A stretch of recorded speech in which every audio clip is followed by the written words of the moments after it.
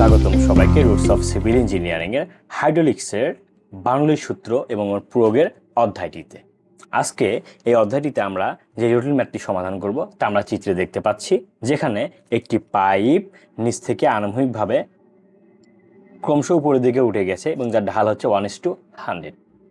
আমরা এই 1:100 বলতে আসলে কি বুঝি সেটা আমরা এক্সপ্লেন করব। পাশাপাশি আমরা আগে ম্যাথটি পড়ে নিই। সেটা হলো যে 30 মিটার দীর্ঘ একটি পাইপ, 300 মিটার দীর্ঘ একটি পাইপ, যেটা ঢাল হচ্ছে 1:100 অনুপাতে ক্রমশ ঢালু হয়ে নিচের দিকে নামছে, অর্থাৎ এখান থেকে ঢালু হয়ে ক্রমশ নিচের দিকে নামছে, যার ঢালটি হচ্ছে 1:100। ওকে, উপরে ও নিচের ব্যাস, তাহলে উপরের ব্যাস দেওয়া হয়েছে 0.6 মিটার এবং নিচের ব্যাস দেওয়া রয়েছে 1.2 মিটার এবং নির্গমন দেওয়া আছে 400 লিটার পার মিনিট এ পানি প্রবাহিত হয়। পাইপের আবার এখানে দেওয়া আছে পাইপের উপরে অংশে চাপ দেওয়া রয়েছে, তাহলে নিচের অংশের চাপটি আমাকে বের করতে বলা হয়েছে। তাহলে আমরা প্রথমে একটি কনসেপ্ট দেখে আসি, সেটা হলো ঢালটা আসলে কি। এখানে বলা হয়েছে যে একটি পাইপ সেকশন এরকম, যেটা উপাত্ত তল থেকে, এটা হলো উপাত্ত তল, এখান থেকে একটি পাইপ সেকশন যার দৈর্ঘ্য হচ্ছে 300 মিটার এবং যেটি 1:100 ঢালে নিচের দিকে উপর থেকে নেমে এসেছে। এর মানে হলো যে 1:100, এখানে মনে রাখতে হবে আমরা এস্টিমেটিংয়ের অধ্যায়ে দেখেছি, যেটা কম সেটা হলো ভার্টিক্যাল, যেটা কম সেটা ভার্টিক্যাল, অর্থাৎ এখানে একটা হলো ভার্টিক্যাল এবং যেটা বেশি সেটা হলো হরিজন্টাল। তাহলে অর্থাৎ যদি আমার হরিজন্টাল দিকে 100 যায়, এই অনুপাত থেকে আমরা যেটা বুঝতে পারছি, তাহলে ভার্টিক্যালি উঠবে 1। তাহলে হরিজন্টালে যদি আমার 300 যায়, তাহলে ভার্টিক্যালি কত উঠবে? এই 300কে যদি আমরা 100 দ্বারা ভাগ করি, যেহেতু 1:100, তার মানে এটি 100 মিটার নিচে নামার পরে 1 করে কমছে। তাহলে যেটা হবে 100 দ্বারা ভাগ করলে আমরা দেখতেছি এটা 3 মিটার, অর্থাৎ এখান থেকে এতটুকু ডিস্টেন্স হচ্ছে 3 মিটার এবং এখানে যেহেতু এটা উপাত্ত তলের সাথে লেগে আছে, তাহলে এখানে ডিস্টেন্স হচ্ছে হলো 0। আশা করি আমরা বুঝতে পেরেছি। এখানে জেনারেল কনসেপ্টটি হলো এটাই, যদি এই অনুপাতের বাংলা মিনিংটা হলো এটাই, যদি আনুভূমিক 100 মিটার দূরত্ব অতিক্রম করে, তাহলে উলম্বিক অর্থাৎ ভার্টিক্যালি উঠবে 1 মিটার। তাহলে এখানে আমরা লিখতে পারি Z1 = 0 এবং Z2 হলো 300/100 = 3 মিটার। আশা করি আমরা বুঝতে পেরেছি। এরপরে আমাদের যেটা করতে হবে সেটা হলো, এখানে দেখো যে নির্গমন অর্থাৎ কিউ এর মান দেওয়া রয়েছে। কিউ এর মান কত দেওয়া রয়েছে? দেওয়া রয়েছে 5400 লিটার পার মিনিটে। কিন্তু এটাকে আমরা কি করব? এটাকে আমরা মিটার কিউব পার সেকেন্ডে কনভার্ট করে নিব অঙ্কে হিসাবের সুবিধার্থে। যদি আমরা মিটার কিউব পার সেকেন্ডে কনভার্ট করে নিই, তাহলে এটা হবে 5400। যখন লিটার থেকে আমরা মিটার কিউবে যাব, এখানে কি 10⁻³ দিয়ে দিব, দিলেই আমাদের লিটার থেকে মিটার কিউবে চলে যাবে, গেল। কিন্তু নিচে রয়েছে হলো মিনিট, কিন্তু আমরা তো মিটার রাখবো না, আমরা রাখবো সেকেন্ডে। তাহলে 1 মিনিট সমান 60 সেকেন্ড। তখন আমরা এটাকে ক্যালকুলেটার দিলে পাবো 0.09 মিটার কিউব পার সেকেন্ড। এই গেল আমাদের কিউয়ের কনভার্ট। কিউয়ের কনভার্টটা আমরা আগে কেন করে নিব? কারণ আমরা বার্নৌলির সূত্রে দেখেছি এখানে ভি এবং পি ইউজ করতে হয়। ভি অর্থাৎ বেগ, এবং বেগের মান নির্ণয় করতে আমরা জানি কিউ যেহেতু কিউ এভি, তাহলে বেগের মান নির্ণয় করতে আমাকে তো কিউ অবশ্যই লাগবে। যে কারণে আমি প্রথমে এই ধরনের ম্যাথ থাকলে প্রথমে আমি কিউটা নির্ণয় করে নিব। তাহলে যেহেতু আমরা কিউটা নির্ণয় করে নিয়েছি, তাহলে এসে আমরা কিউ থেকে বেগটাও নির্ণয় করে নিই। তাহলে আমরা যদি এই 1 নাম্বার সেকশন যদি আমরা এটাকে ধরি, তাহলে এই 1 নাম্বার অংশ এবং এটাকে ধরলাম 2 নাম্বার, তাহলে 1 নাম্বার অংশে বেগটা কত?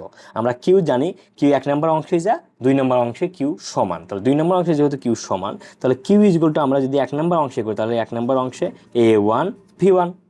তাহলে কিউ আমরা পেয়েছি কত? কিউ পেয়েছি আমরা 0.09।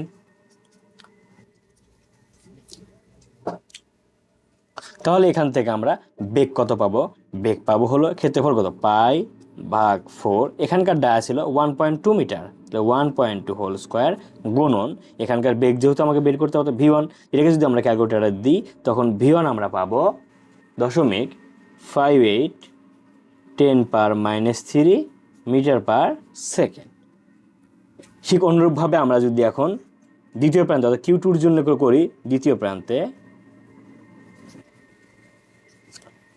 প্রান্তে যদি করি, তাহলে এখান থেকে আমরা কি করব, A2 ইজ ইকুয়াল টু হলো V2। তাহলে এখান থেকে আমরা লিখতে পারি V2 is equal to Q ভাগ A2, অর্থাৎ Q এর মান আমরা পেয়েছি 0.09 পাই ভাগ 4। ডায়া কত, এখানকার ডায়া আমরা দেখেছি যে এখানকার ডায়া হলো 0.6 মিটার। তাহলে আমরা 0.6 হোল স্কোয়ার যদি দিই, তাহলে এখান থেকে আমরা V2 পাবো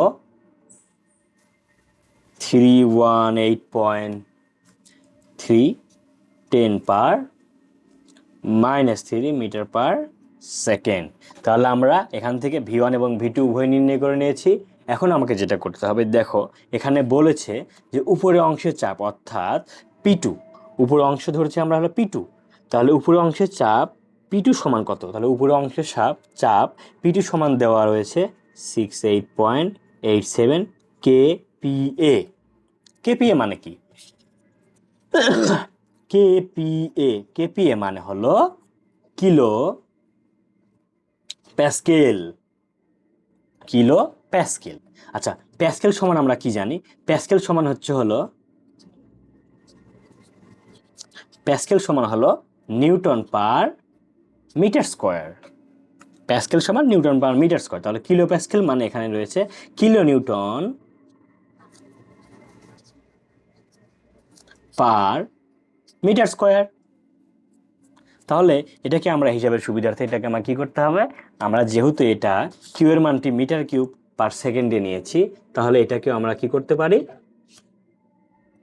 এখান থেকে যেহেতু প্যাসকেল হলো নিউটন পার মিটার, তাহলে এটাকে যদি আমরা এখন কনভার্ট করি, তাহলে এটা কি করব, 68.87 10⁻³ অর্থাৎ 1000 দ্বারা গুণ করলে কিলোর জন্য 1000 দ্বারা গুণ করলে এটাকে আমরা প্যাসকেলে নিয়ে যাব। অর্থাৎ এটাকে আমরা চাইলে 68.87 10⁻³ প্যাসকেল সমান কি লেখা যায়, newton per metre square. Newton per metre স্কোয়ারের যে কথা, প্যাসকেলও একই কথা।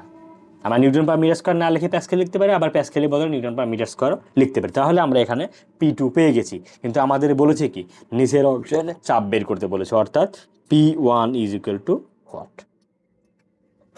তাহলে যেহেতু আমরা এখানে দেখো দুটো অংশের বেগ জানি, দুটো অংশের ক্ষেত্রফল জানি, তাহলে আমরা নিচের অংশের চাপটিও বের করে নিতে পারবো। সেটা কিভাবে, যদি আমরা ইকুয়েশন সলভ করি, সমান সমান ধরে নিই, অর্থাৎ প্রথম অংশের ক্ষেত্রে Z1 plus V1 whole square ভাগ হচ্ছে হলো 2G প্লাস P1 ভাগ ওমেগা, এদিকে আবার Z2 plus V2 whole square ভাগ 2G প্লাস P2 ভাগ ওমেগা। দেখো এখানে আমরা এই মানগুলো বসিয়ে দিই। Z1 যেহেতু একটি উপাত্ত তলের সাথেই ছিল, যে কারণে Z1 0 এবং V1 আমরা বের করেছি এখান থেকে 79.58 10 পার -3, যার উপর হোল স্কোয়ার হবে, নিচে হচ্ছে 2 গুণন 9.8 অর্থাৎ অভিকর্ষ ত্বরণ, প্লাস এখানে পিওন আমাদেরকে বের করতে হবে। পিওন আমরা ওভাবেই রাখবো পিওন। তাহলে এখানে একক ওজন কত, পানির একক ওজন আমরা জানি mkg, পানির একক ওজন হচ্ছে হলো 1000। তাহলে 1000 বসিয়ে দিই। তাহলে চলো এখন আমরা এই Z2 মান বসিয়ে দিই। Z2 সমান আমরা পেয়েছি হলো 3 মিটার যোগ এখানে V2 এর মান আমরা পেয়েছি 318.3 গুণ 10⁻³ তাহলে আমরা এটা বসিয়ে দেই 318.3 10⁻³ হোল স্কোয়ার 2G, জির মান 9.8 এবং এখানে আমরা বসাবো P2 ভাগ হলো ওমেগা। দেখো এখানে আমাদের সামান্য একটি সমস্যা রয়েছে। দেখো পির মানটা আমরা কিসে বের করে রেখেছি, এখানে পির মানটা আমরা বের করে রেখেছি নিউটন পার মিটার স্কোয়ারে, কিন্তু এখানে ওমেগার মান যদি আমরা কেজি পার মিটার কিউবে বসে, অর্থাৎ ওমেগা সমান আমরা জানি 1000 কেজি পার মিটার কিউব প্রতি ঘনমিটার একক ওজন। তাহলে আমাকে যেটা করতে হবে, যেহেতু উপরে পি আর নিচে হলো ওমেগা রয়েছে, তাহলে উপরেও যে এককে রাখবো আমি, উপরেও যদি আমি কেজি পার মিটার স্কোয়ার একক রাখি, তাহলে নিচেও আমাকে কী করতে হবে, কেজি পার অথবা omega KG per metre cube এবং পি হচ্ছে কেজি পার মিটার স্কয়ার। তাহলে দেখো একটি এককের সিমিলার রয়েছে, উপরেও যে এককে নিচেও সেম এককে। তাহলে আমি কি করতে পারি, উপরে পি এর মান যেহেতু এখানে নিউটন পার মিটার স্কয়ার রয়েছে, তাহলে আমরা এখানে নিউটনে রাখতে পারবো না। যদি পি এর মান নিউটনে রাখি তাহলে আমাকে ওমেগার মানটিও চেঞ্জ করে নিতে হবে। যেহেতু যদি আমরা ওমেগার মান 1000ই লিখি, তাহলে আমাকে কি করতে হবে, পি এর মানটাকে পরিবর্তন করে। তাহলে পি এর মানটাকে এসে আমরা পরিবর্তন করে নিই এখানে। তাহলে এখন এসো আমরা পি এর মানটিকে পরিবর্তন করি। তাহলে পি এর মানটিকে যদি আমরা পরিবর্তন করে নিই, এখানে আমরা পেয়েছি 68.67 10⁻³ নিউটন পার মিটার স্কয়ার। তাহলে আমাকে নিউটন থেকে এটাকে যদি কেজিতে নিই, তাহলে আমাকে কি করতে হবে, এই সম্পূর্ণ মান যেটি রয়েছে 68.67 10⁻³ এটাকে আমাকে ভাগ দিতে হবে হলো 9.8, অর্থাৎ জি এর মান দ্বারা ভাগ দিতে হবে। যদি জি এর মান দ্বারা ভাগ দিই তাহলে পাবো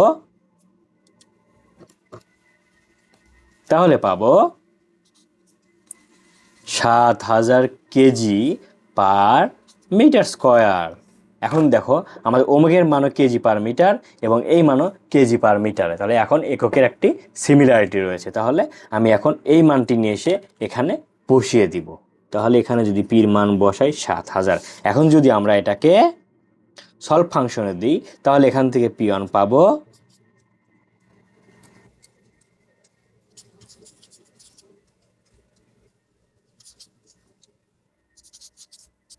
KG per metre square, KG per metre square. এবং এটাকে আমরা যদি এখন নিউটন পার মিটার স্কয়ার লিখি তাহলে এটাকে 9.80 গুণ করি, তাহলে পাবো 98.15 10⁻³ নিউটন পার মিটার স্কয়ার। এবং এটাই হচ্ছে আমাদের এই নিচের অংশের চাপ, অর্থাৎ এটাই হচ্ছে আমাদের এই অঙ্কের অ্যান্সার।